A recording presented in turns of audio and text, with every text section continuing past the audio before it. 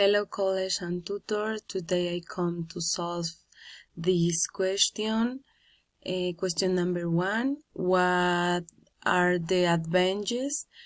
It's help you to have more resources to meet your needs and work experience.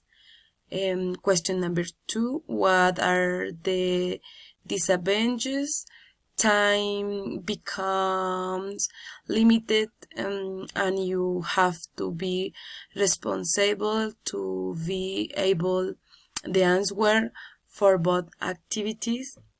Question number 3. What is your opinion?